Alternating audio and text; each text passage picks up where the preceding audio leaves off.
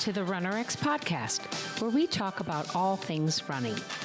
As many runners know, it's 90% mental. So join Coach Valerie and Coach Caroline as we go through the mental side of running. Welcome back to the RunRX podcast. I'm your host, Coach Caroline, and I'm here with Coach Valerie. Coach, you were talking about, you were on X. We are on X, guys. Look us up there. It's at RunRX. I think it's just at RunRX, but you could search us and you'll find Valerie there. But you were up there and you said there was a coach that kind of put out a question. It wasn't provocative. It wasn't trying to cause a stir, but it was an interesting question. And I wanted to talk about it. Do you remember the post? Oh, yeah. So it was right after the Olympics. And the question was, hey, guys, do you think that because of the super shoe, that now more people will have a chance to like break records and get medals, or win because of the super shoe? Like it's allowing people to have more error in their form was kind of the question. And right. I didn't respond, but I did void the comments. It was interesting because it was a very mixed, really mixed response. And people were like, it's really fun to see these records breaking. And then, of course, I have these super shoes also. And however, most of the coaches agreed that it's still still the cream will rise, right? I mean, that's still what's going to happen with the shoe. However, it is allowing more people to kind of feel more potential is, I think, a good way to say it. However, one thing I thought of immediately, and it's unfortunate, even though we have the super shoes and we are seeing records break and things like that, we're still seeing the same amount of injuries. Yeah. And the research keeps showing that, unfortunately, unless you run somewhere around a 7-minute mile or better, you are not getting the benefit of the super shoe in your own running. So I really wanted to answer, people need to have a super foot and then they can run in that super shoe. Right. And so, yes, technique is always going to be, skill, however you want to say it, is going to always be the limiter or the better performer, right?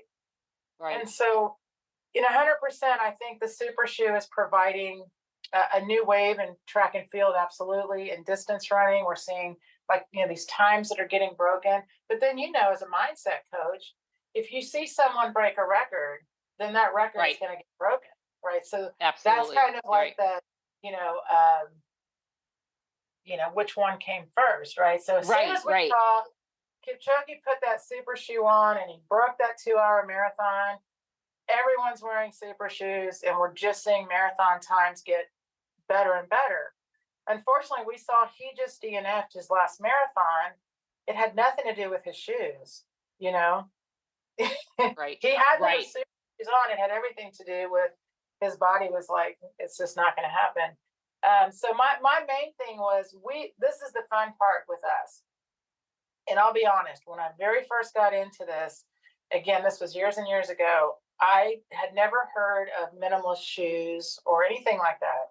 And there was no super shoe back then. But there was motion control. So people went to the running shoe store and they got things like, oh, you pronate. Here's these anti-pronation shoes, or here's these, right? And so people were looking for ways in their shoes to correct their running form. And that's never going to be the case because you're unfortunately emphasizing, again, they're all emphasizing the landing part of the running, which isn't anything to do with you. You're the pull person, you're the pull action.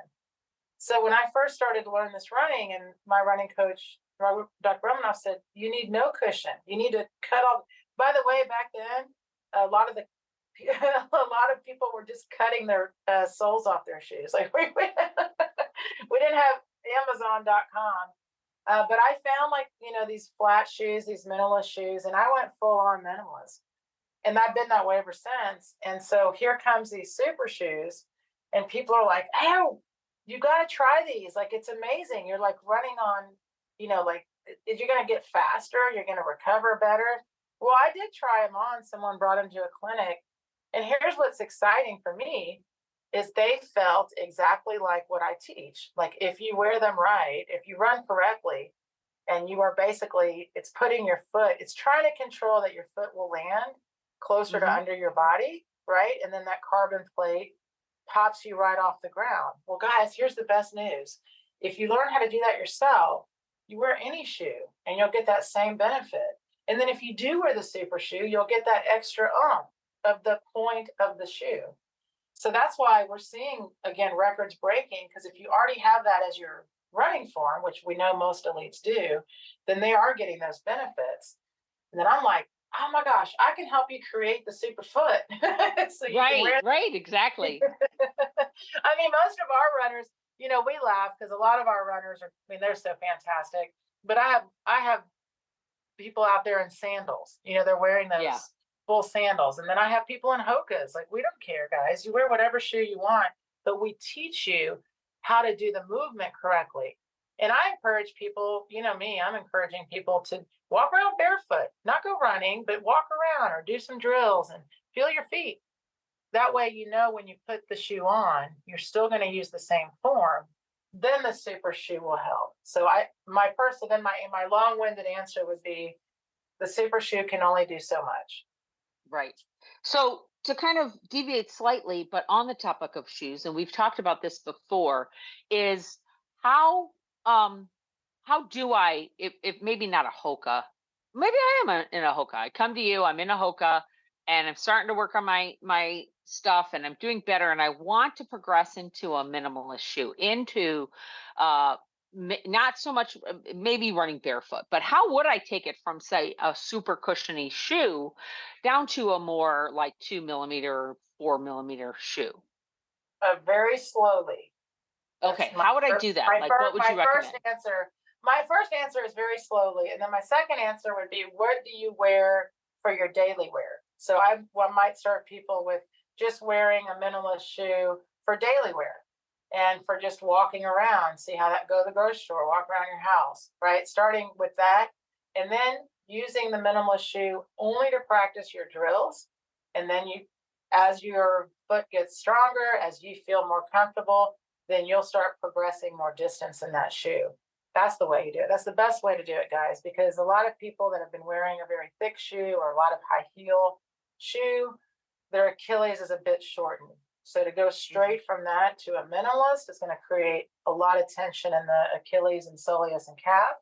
So, and that's what we help you with too, is that progression. We have a lot of people that they just went out and went from, and we're not putting down Hoka, guys. We're just talking Right, right. any really thick shoe. Because by the way, they now have a minimalist.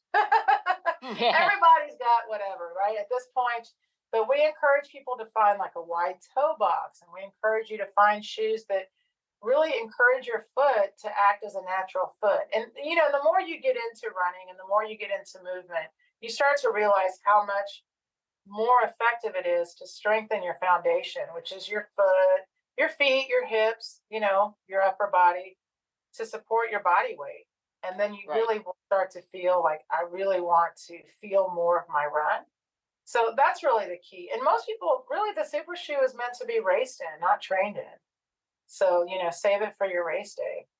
Yeah. And and there's a lot of really good they're all over Amazon, but they're really good minimalist, daily wear shoes. And I know, Caroline, you've done that. You switched to a Yeah. minimalist daily wear. So yes, and I used to be fanatic. I'm not fanatic anymore. I tell people you got to progress on your own, because I want you to enjoy that feeling, right? Yeah. And so, because in the first time around, when I first started doing this, I was like, oh man, take your shoes off. And I didn't realize people, as my physical therapist said, Valerie, their feet are made of pudding. we've got to, we've got to toughen up their feet before we send them out running. So keep that in mind. It doesn't matter how old you are. By the way, you all have muscle elasticity. You have the ability to develop muscle elasticity. You have the ability to use gravity and your hamstrings. So there's a lot of fun with developing your ability to wear a more minimalist shoe. And then again, if you're happy in whatever shoe you're in, we're like, go for it. We want you to be enjoying yourself. Right. So, guys, if you have any questions or want to find out more about what we teach in our membership, go to runrx.fit. That's runrx.fit. Like and subscribe to this show. Share it with your friends. It's how we can possibly get up there in the rankings. We tend to do this because we enjoy talking. So, but we would love to help more people learn more about RunRX and the pose method. Thanks, guys. Thank you for joining us on the RunRX podcast. If you'd like to know more, join us at www.runrx.fit. And if you have additional questions that you'd like answered on the podcast, email us at support@runrx.fit.